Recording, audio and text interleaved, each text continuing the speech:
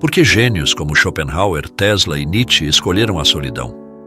Neste vídeo, exploramos a relação entre isolamento e genialidade, revelando como a solidão pode ser uma ferramenta poderosa para a liberdade intelectual. Inscreva-se no canal, ative o sininho e deixe seu like para não perder insights valiosos. Compartilhe este vídeo e ajude a espalhar conhecimento. Acompanhe cada detalhe e descubra por que a solidão pode ser a chave para a verdadeira grandeza. Arthur Schopenhauer, um dos filósofos mais pessimistas e visionários do século XIX, dedicou parte de sua obra a refletir sobre essas questões. E suas respostas não eram nada gentis com a sociedade. Para ele, o mundo estava repleto de pessoas superficiais, guiadas por impulsos mesquinhos, presas em conversas vazias e distrações banais.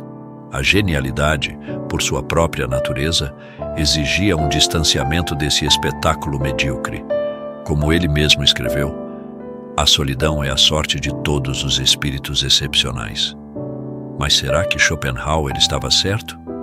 Ou será que esse desprezo pela convivência social é apenas um sintoma de uma incapacidade de se conectar com os outros? Pense em grandes nomes como Nikola Tesla, Emily Dickinson ou Isaac Newton. Todos eles são conhecidos não apenas por sua genialidade, mas também por seu isolamento. Seriam esses indivíduos exemplos de uma inteligência que transcende o comum, ou apenas almas incompreendidas condenadas a vagar sozinhas pelo mundo?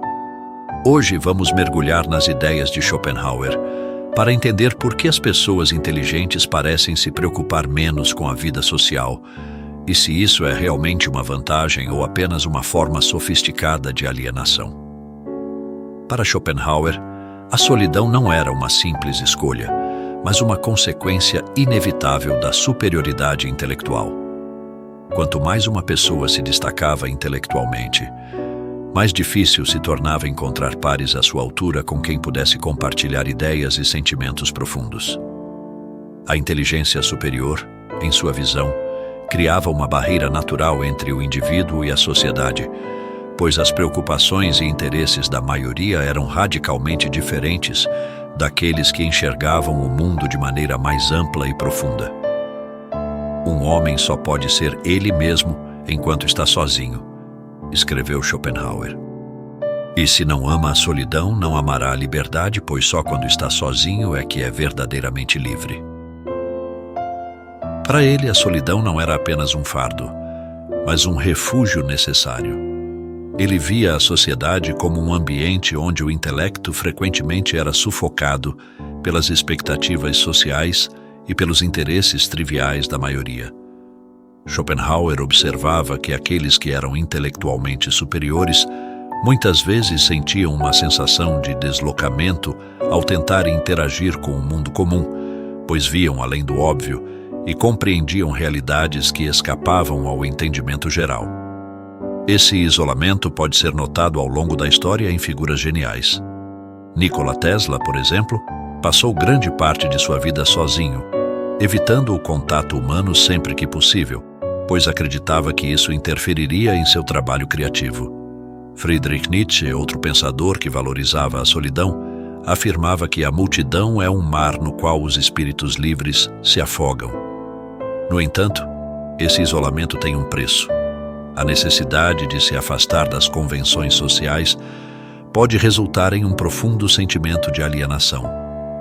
Schopenhauer reconhecia esse dilema e acreditava que, embora a solidão pudesse ser libertadora para os grandes pensadores, ela também poderia ser uma carga para a alma.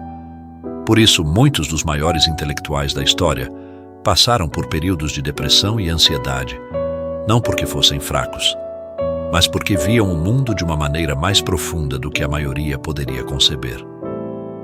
E então surge a grande pergunta: esse isolamento é uma maldição ou uma bênção? Para Schopenhauer, a resposta era clara. Ele acreditava que os grandes pensadores deveriam aceitar a solidão como um presente, pois somente no silêncio e afastados da mediocridade social poderiam realmente alcançar seus maiores feitos. Schopenhauer não via a vida social como um espaço de troca genuína ou conexão autêntica, mas como um grande teatro onde os indivíduos desempenham papéis predefinidos, presos em uma eterna encenação de aparências e interesses egoístas. Para ele, a sociedade não era mais do que um palco onde as pessoas atuam umas para as outras, escondendo suas verdadeiras intenções por trás de máscaras cuidadosamente construídas. A sociabilidade, para a maioria, não passava de uma máscara que escondia sua banalidade. Essa visão pessimista estava diretamente ligada à sua obra principal, O Mundo como Vontade e Representação, onde ele argumentava que tudo o que percebemos não passa de uma projeção da nossa mente. Para ele, a vida social era apenas uma ilusão, um espetáculo que distrai os indivíduos do verdadeiro conhecimento sobre si mesmos e sobre a natureza do mundo. Schopenhauer acreditava que a maioria das pessoas vivia presa a preocupações triviais, status, fofoca, pequenas disputas por poder e reconhecimento. Em sua visão, o ser humano médio era escravo da vontade, um impulso cego e irracional que governa nossas ações e nos mantém presos em desejos intermináveis. A busca por validação social não passava de um reflexo dessa vontade incontrolável. Esse desprezo pela vida social não era exclusivo de Schopenhauer. Outros grandes pensadores também expressaram seu desdém pela superficialidade da sociedade. Nietzsche, por exemplo, dizia que as convicções são inimigas mais perigosas da verdade do que as mentiras. Ele ressaltava como as pessoas preferem se agarrar a ilusões em vez de enfrentar a realidade com honestidade. Esse conflito entre a busca pelo conhecimento e as exigências da vida social criava um abismo intransponível, tornando o isolamento inevitável. Mas há um efeito colateral. A solidão prolongada pode levar ao desencanto, à apatia e até ao desprezo pelo mundo exterior. Schopenhauer estava bem ciente dessa realidade e alertava que, para aqueles que conseguiam ver além da ilusão social, a única alternativa seria aceitar essa dura verdade e aprender a viver com ela. Mas como esse isolamento se manifesta na vida cotidiana? Por que aqueles que são intelectualmente superiores muitas vezes se sentem frustrados com as interações sociais?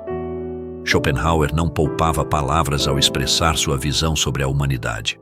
Para ele, a maioria das pessoas era movida por interesses superficiais e egoístas, sem qualquer inclinação para a contemplação ou o pensamento profundo. Isso criava um abismo inevitável entre os intelectualmente elevados e a massa, que ele via como distraída por trivialidades e futilidades. A mediocridade geralmente só reconhece a si mesma, enquanto o gênio enxerga essa mediocridade, mas se encontra sozinho, escreveu ele.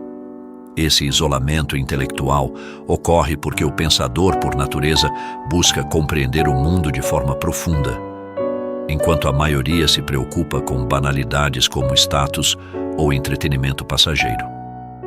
O gênio busca desvendar os mistérios da existência, mas ao tentar compartilhar suas ideias, frequentemente se depara com indiferença ou incompreensão. Isso ajuda a entender por que tantos grandes pensadores se sentiram frustrados com a sociedade. O próprio Schopenhauer desprezava a convivência com as pessoas comuns, pois acreditava que a mediocridade da maioria sufocava a genialidade dos poucos. Esse pensamento ressoa na famosa frase de Voltaire: "O segredo para entediar as pessoas é contar tudo o que você sabe. O problema não é apenas a dificuldade de comunicação, mas a diferença de interesses. O gênio busca verdades universais, enquanto a maioria busca prazer e distração. Esse conflito é inevitável." Para Schopenhauer, esse desnível intelectual tornava a convivência social uma carga para aqueles com uma mente elevada. Nikola Tesla, por exemplo, evitava eventos sociais e interações triviais, pois as via como uma perda de tempo. Isaac Newton era conhecido por sua reclusão e impaciência com conversas banais. Até Albert Einstein, um dos cientistas mais celebrados da história, admitia que preferia a solidão à companhia de pessoas que não compartilhavam seu interesse por ideias profundas. No entanto, esse distanciamento da sociedade não acontece apenas por escolha do gênio. Muitas vezes, é a própria sociedade que rejeita aqueles que pensam de forma diferente. O pensamento inovador e fora do comum costuma causar desconforto e resistência. Nietzsche chamava isso de ressentimento da mediocridade, a tendência da maioria a desprezar e atacar o que não compreende ou o que a faz se sentir inferior. Assim, o gênio não se afasta apenas por vontade própria, mas também é afastado pela hostilidade do mundo ao seu redor. Esse distanciamento forçado pode gerar sentimentos de alienação e até desprezo pela vida social. Diante disso, surge uma pergunta crucial: se o mundo é um lugar hostil para os grandes pensadores, como devem eles enfrentar essa realidade? Schopenhauer acreditava que havia uma solução, e não era tentar se encaixar na sociedade, mas aceitar e cultivar a solidão como um refúgio para o pensamento e a contemplação. A solidão para Schopenhauer era tanto um destino quanto uma escolha. Ele via o isolamento como um resultado inevitável da inteligência superior, mas também como uma oportunidade para o crescimento intelectual e espiritual. O homem comum não suporta a solidão porque se sente bem apenas na companhia dos outros. Já o homem elevado busca a solidão, pois nela encontra a si mesmo. Essa visão nos leva a um ponto essencial. A solidão não é um castigo, mas um privilégio. Ela oferece ao pensador a chance de se mergulhar em suas próprias ideias sem distrações e sem a necessidade de se ajustar às interações sociais vazias que dominam o cotidiano. É nesse espaço silencioso que a criatividade floresce e a compreensão se aprofunda. Muitos dos maiores pensadores, cientistas e artistas da história fizeram da solidão sua companheira inseparável. Emily Dickinson passou grande parte de sua vida isolada em casa, dedicando-se exclusivamente à escrita. Immanuel Kant era conhecido por sua rotina meticulosa e seu desprezo pelos eventos sociais. Beethoven, em meio à crescente surdez, encontrou na solidão a força para criar algumas das sinfonias mais poderosas da história. A solidão não só permite uma maior profundidade no pensamento, mas também preserva a autenticidade do gênio. Schopenhauer acreditava que, ao se envolver demais com a sociedade, a mente brilhante corria o risco de se perder em distrações e comprometer sua clareza de visão. Essa perspectiva ressoa profundamente com o conceito budista do desapego, uma das grandes influências filosóficas de Schopenhauer. O budismo ensina que o apego ao mundo exterior e às interações sociais muitas vezes gera sofrimento. O verdadeiro crescimento ocorre na introspecção e na liberação das ilusões do mundo material. No entanto, há um dilema nessa escolha. O ser humano é, por natureza, um animal social.